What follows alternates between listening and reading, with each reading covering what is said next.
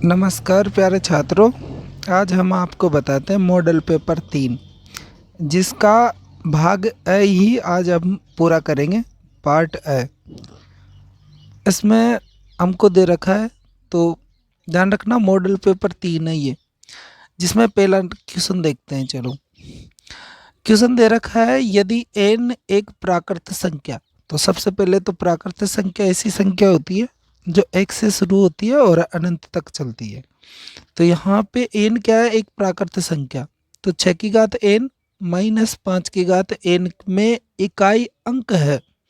मतलब यदि हम n का मान अगर यहाँ पे रखें दोनों जगह पे, तो इसमें इकाई का अंक कितना आएगा हमको ये बताना है। तो ध्यान रखना, जैसे ही जो n होता है प्राकृत संख्या वो एक से शुरू होती है, और जैसे ही यहाँ पे हम n का मान 1 रखते हैं तो 6 की घात 1 और 5 की घात 1। ध्यान रखना 6 की घात 1 कितना होता है? 6 ही होता है। 5 की घात 1 भी 5 ही होता है, और 6 में से अगर 5 गया तो 1। तो ध्यान रखना इसमें जो दे रखा है इकाई अंक क्या होगा, तो ध्यान रखना अ वाला ऑप्शन अपना सही रहेगा। तो यहाँ पे इसका आंसर कितना है? 1। वैसे भी आप चाहे तो यहाँ पे n का मान 2 भी रख सकते हैं। 2 रखेंगे तो 6 का स्क्वायर 36, और इधर 5 का स्क्वायर 25, और 36 में से अगर 25 गए तो 11, और 11 का इकाई अंक कितना होता है? 1। तो ये ध्यान रखना, बस वैसे भी हो जाएगा ये वाला प्रश्न। चलो, दूसरा वाला प्रश्न दे रखा है हमको, उस द्विघात बहुपद को ज्ञात कीजिए जिसके शून्य कितने? शून्य 4 और -4 है। तो यहाँ पे हमको द्विघात बहुपद बतानी है इन चारों ऑप्शन में से कि भाई कौन सी द्विघात बहुपद होगी जिनके शून्य कौन कौन से हो सकते हैं? 4 और -4। ध्यान रखना, अगर हमको इस तरह से कभी भी द्विघात बहुपद अगर अपन को ज्ञात करना पड़े, तो यहाँ पे ध्यान रखना एक वो तरीका अलग होता है जिसमें शून्यकों का योग और शून्यकों का गुणनफल देता है, वो अलग तरीका है, ये अलग तरीका है, ये भी ध्यान रखना। वैसे दोनों में से कोई सा भी हम अप्लाई कर सकते हैं वैसे, लेकिन ध्यान रखना अगर आप मैं बताऊँ उसी तरीके से करें, तो यहाँ पे करना क्या है कि सबसे पहले तो जो पहला शून्य का ना उसको x के साथ, जैसे यहाँ पे हमको किस में दे रखा है? ये प्लस में, तो यहाँ पे इसको चाहे तो आप प्लस में लिख सकते हैं इस तरह से। और यहाँ पे जो दूसरा शून्य को माइनस में दे रखा है उसको भी आप चाहे तो वैसा का वैसा ही लिख सकते हैं, माइनस में ही। यहाँ पे हमको पता है इन दोनों को हल करने पर जो भी आएगा ना, बस वही कौन इसका क्या बन जाएगा? द्विघात बहुपद बन जाएगी। तो सबसे पहले तो हमको पता है इसमें हम सरसमी का तीसरी वाले भी लगा सकते हैं, और ना भी लगाए तो इसमें क्या है कि हमको सिर्फ अबसदम में ऑप्शन ही तो बताना है कौन सा ऑप्शन सॉल्यूशन, तो वो अपन से पूछेगा भी नहीं।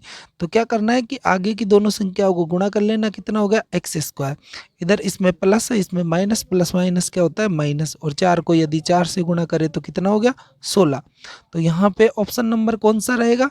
ए वाला ऑप्शन। तो इस तरह से भी आप ज्ञात कर सकते हैं, वैसे जहाँ तक हो सके तो आप इस तरह से ही इसको ज्ञात कर देना।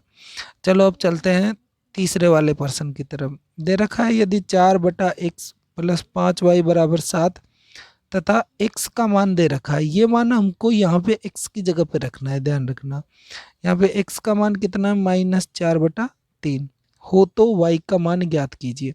ध्यान रखना प्रत्येक मॉडल पेपर में तीसरा प्रश्न जो दे रखा ना, ये इस तरह टाइप का ही दे रखा उन्होंने, तो इसका मतलब इस टाइप का प्रश्न जरूर इम्पोर्टेंट है, वैसे आएगा ही। तो वैसे तो ध्यान रखना अभी के लिए जो है इम्पोर्टेंट वो एक तो दूसरा प्रश्न ज्यादा इम्पोर्टेंट रहेगा तुम्हारे, ठीक है। चलो अब बताते हैं आपको क्वेश्चन नंबर 3। क्वेश्चन नंबर 3 में जो भी हमको दे रखा है उसका हमको क्या करना पड़ेगा? सॉल्यूशन। जैसे दे रखा है हमको क्या, तो सबसे पहले इसका सॉल्यूशन कर लेते हैं। चलो, दे रखा हमको कितना? 4/x और प्लस 5y और बराबर कितना दे रखा है? 7।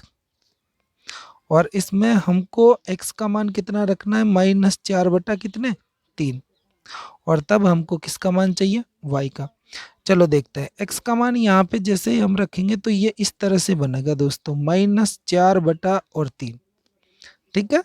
इसके बाद में प्लस 5y और बराबर कितना? 7। अब ध्यान रखना यहाँ पे 4 के बटे में कितना है? 4, तो 4 से तो 4 कट जाएगा, माइनस लिख देंगे पहले, तो वैसा का वैसा माइनस। अब ये जो नीचे का हर होता है ये कहाँ चला जाता है? माइनस। तो ये हो गया माइनस, तो माइनस के 3 आ जाएगा। इसके बाद में प्लस का 5y बराबर कितना? 7। -3 का क्या कर देंगे हम पक्षांतर, तो ये हो जाएगा 5y बराबर 7 + 3, और 7 और 3 कितने हो गए 10। तो यहाँ पे यदि हमको y का मान चाहिए तो 5 का क्या करेंगे, इसमें भाग दे देंगे हम। तो यहाँ पे 10 में 5 का भाग कितनी बार जाता है 2। तो यहाँ पे y का मान कितना आया 2। चलो हम देखते हैं कौन सा ऑप्शन आया। तो यहाँ पे हमारे पास में दूसरा वाला ऑप्शन आ गया। ठीक है, तो आप इस तरह से इसको हल कर सकते हैं। इसके बाद चलते हैं चौथे वाले प्रश्न में। तो ध्यान रखना इस तरह का प्रश्न वैसे तीसरे के जैसा ज़्यादातर सभी मॉडलों में मॉडल पेपर में हमको दे रखा है, तो ऐसा प्रश्न आपके आ सकता है वैसे।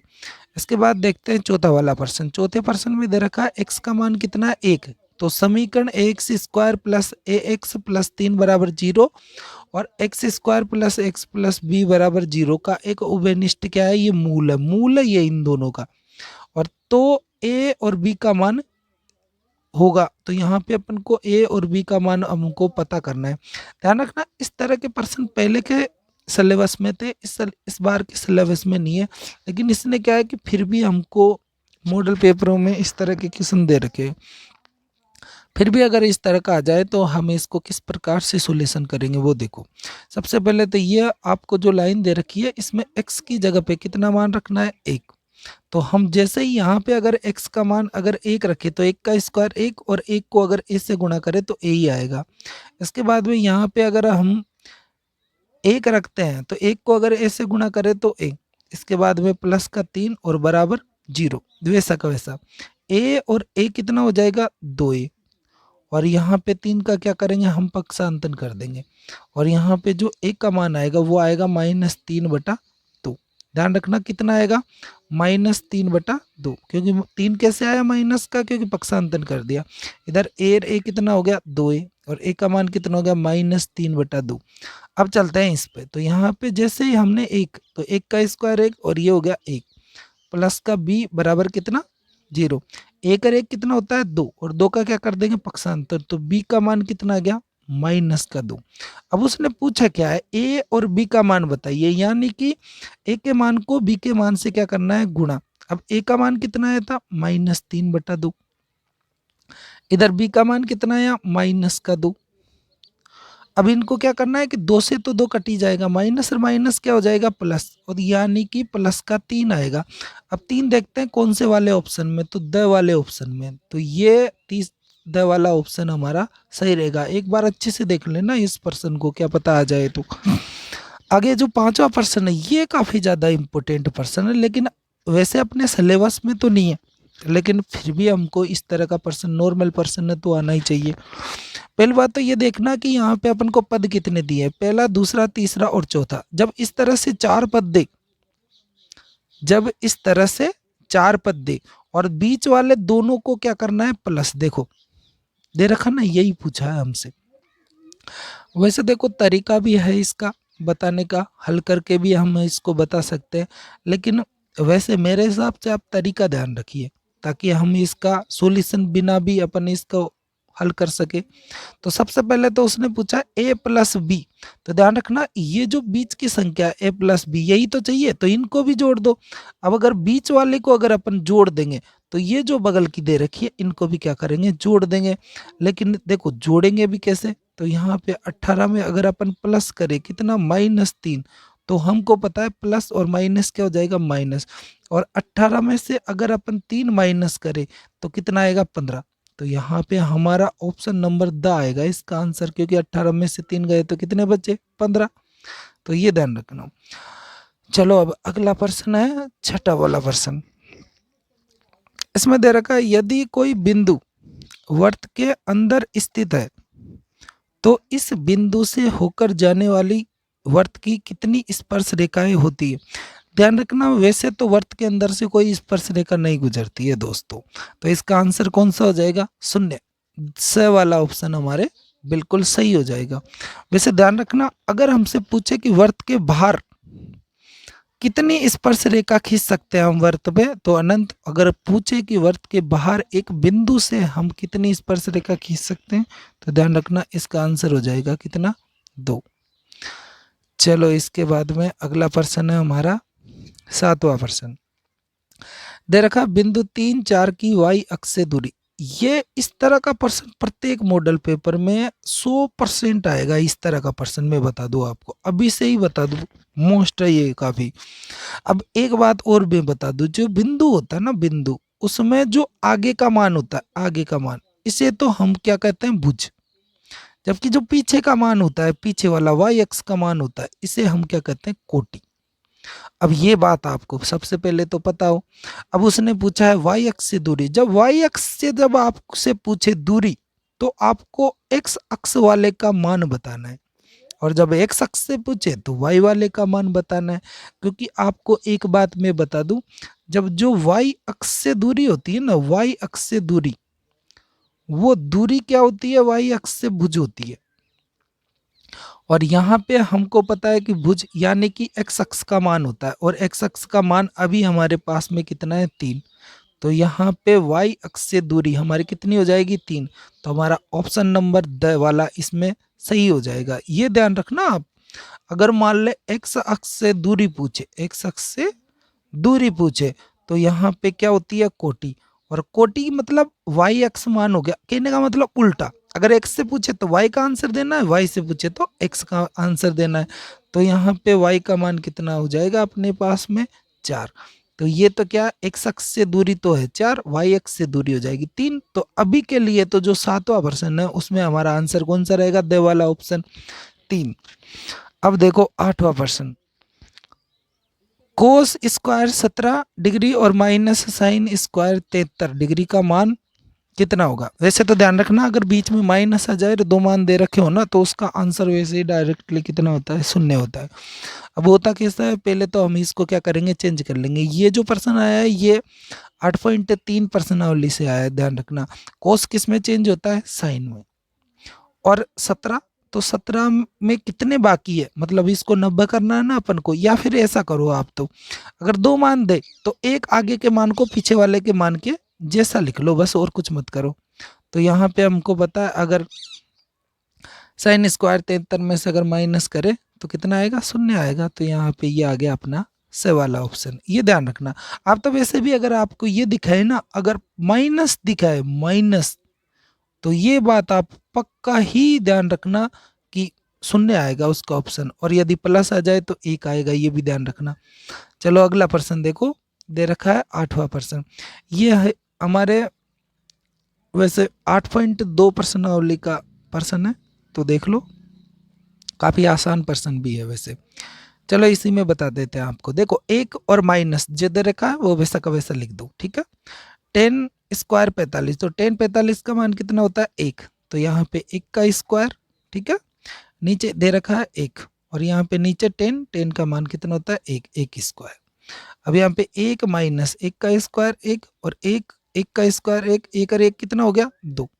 और यदि ऊपर 1 में से 1 गया तो 0, और 0 में अगर अपन 2 का भाग दे तो कितना आएगा, 0। अब 0 ऑप्शन तो इसमें है भी नहीं वैसे। अब हमको ध्यान रखना है कि 10 90 का भी मान 0 नहीं होता, 1 भी नहीं, साइन 45 भी नहीं। जबकि जो साइन 0 डिग्री है, कितना, साइन 0 डिग्री, इस साइन 0 डिग्री का मान कितना होता है, 0 ही होता है। तो ये वाला ऑप्शन हमारा सही हो जाएगा, ठीक है। चलो अब देखते हैं क्वेश्चन नंबर 9। देखो दे रखा है संचयी बारंबारता वक्र क्या कहलाता है, तो ध्यान रखना त्वरण कहलाता है। क्या कहलाता है, त्वरण। क्योंकि त्वरण बनता है ना उसमें, संचयी बारंबारता। ये हमारे 14 पॉइंट जो लास्ट वाली प्रश्नावली है 14.4 उसका प्रश्न है। आगे दे रखा है 11वां प्रश्न। 11वें में दे रखा है किसी स्कूल के छात्रों की संख्या उनकी आयु के अनुसार निम्न प्रकार है और इनका क्या ज्ञात करना है, बहुलक। सबसे पहली बात तो हमेशा ध्यान रखना कि आपको दूसरी वाली सारणी पे ज़्यादा ध्यान देना है। तो पहली सारणी तो चाहे किसी की भी हो, लेकिन दूसरी वाली सारणी में यदि बहुलक ज्ञात करना हो तो उसमें सबसे बड़ी संख्या देखते हैं, कितनी है, 41। और जो 41 के सामने जो संख्या दे रखी है कितनी, 12। तो यहाँ पे 41 बार है कौन, 12। तो 12 आयु है वो सबसे अधिक छात्रों की है, ठीक है। जो भी 41 छात्रों की, तो ध्यान रखना दूसरी सारणी में जो सबसे बड़ा मान होता है उसके सामने की जो संख्या होती है ना, जिसको अपन चर मान रहते हैं वैसे तो ये, तो यहाँ पे 12, तो यहाँ पे हमारा बहुलक कितना हो जाएगा 12, क्योंकि 12 संख्या कितनी बार है 41 बार। इसके बाद में दे रखा है 3 सही सिक्के उछाले जाते हैं, कम से कम 2 ऐड, यानी कि 2 भी आ जाए और ज़्यादा भी आ जाए तो कोई प्रॉब्लम नहीं है, लेकिन 2 से कम नहीं आना चाहिए। चलो देखते हैं इसका सॉल्यूशन। सबसे पहले तो ध्यान रखना कि जब भी 3 सिक्कों को हम उछालते हैं तो टोटल जो कुल परिणाम होते हैं वो कितने होते हैं 8। कौन कौन से ये होते हैं। अभी इसमें उसने पूछा है कम से कम 2 ऐड, देखो एक तो इसमें भी है, ऐड किसको कहते हैं चित्त को, देखो इसमें भी है, इसमें भी है, और इसमें 2, 3 बार भी हो तो कोई प्रॉब्लम नहीं है। अब ध्यान रखना प्रायिकता ज्ञात करने का सूत्र क्या होता है, अनुकूल परिणाम बटा कुल परिणाम। तो कुल परिणाम तो ये टोटल कितने हो गए 8, और 2 चित्त कितने में 4 में, तो यहाँ से जैसे हमने 4 से काटा कितना आ जाएगा 1/2 आ जाएगा। तो यहाँ पे ऑप्शन नंबर चेक कर लो आप, कितना है ऑप्शन नंबर ए वाला ऑप्शन सही है इसका। ठीक है, चलो इसके बाद में थोड़ा फास्ट कराते हैं हम।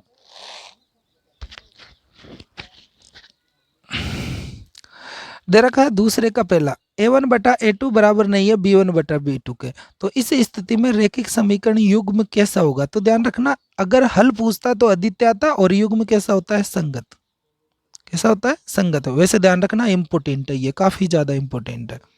आगे दे रखा है AP 10, 7 और 4 का 30वां पद। ध्यान रखना 30वां पद ज्ञात करने का सूत्र क्या होता है a+29d, क्या होता है a+29d। तो ये सूत्र लगा के आप इसको आसानी से हल कर सकते हैं वैसे, ठीक है, क्योंकि a का मान कितना हो जाएगा यहाँ पे 10, और 29 इंटू और 7 में से 10 घटाएंगे तो -3, ये किसका मान हो जाएगा d का। ध्यान रखना a का मान 10 है और d का मान -3। आगे यहाँ पे 10 प्लस वैसा का वैसा लिख देंगे हम, और 29 को हमको 3 से क्या करना है गुणा करना है, तो कितना हो जाएगा ये हो जाएगा -87। कितना हो जाएगा -87, तो कितने बचे -77, ये उत्तर आएगा अपन। ठीक है, चलो आगे दे रखा है तीसरा प्रश्न। किसी बाह्य बिंदु से वृत्त पर खींची गई 2 स्पर्श रेखाओं की लंबाई हमेशा समान होती है, कैसी होती है समान कह दो चाहे बराबर कह दो, ठीक है, और कितनी खींच सकते हैं, वैसे 2 ही तो खींच सकते हैं, इसने पहले ही बता रखा है। आगे दे रखा है बिंदुओं ए बी और -a और -b के बीच की दूरी कितनी है। हाँ, मोस्ट इंपोर्टेंट प्रश्न है ये। चलो देखो सबसे पहले तो बीच की दूरी ज्ञात करने का आपको सूत्र पता होना चाहिए। सूत्र क्या होता है अंडर रूट में होता है x2 - x1 का होल स्क्वायर और प्लस y2 - y1 का होल स्क्वायर। चलो इसमें देखो ये पहला बिंदु है x1 और y1, ये दूसरा बिंदु है x2 और y2। चलो इसमें जैसे ही हम मान रखते हैं तो इसमें से इसको घटाएंगे, तो ये रख दिया हमने -a, ये तो है x2 का मान और ये है x1 का मान, तो -a, ये भी हो जाएगा -b और -b का होल स्क्वायर, ये कितना हो जाएगा -2a का स्क्वायर, और ये हो जाएगा -2b का होल स्क्वायर। आगे दे रखा है 4a स्क्वायर प्लस 4 और b स्क्वायर। यहाँ पे क्या करेंगे 4 को बाहर निकाल लेंगे, यानी कि कहने का मतलब कॉमन ले लेना, या तो पहले तो ये ले लिया, ठीक है, और इसके बाद में 4 तो क्या है 2 बन के बाहर आ जाएगा, क्योंकि 4 2 का वर्ग होता है, और लिख देंगे a square plus b square. इस तरह से हम इसको हल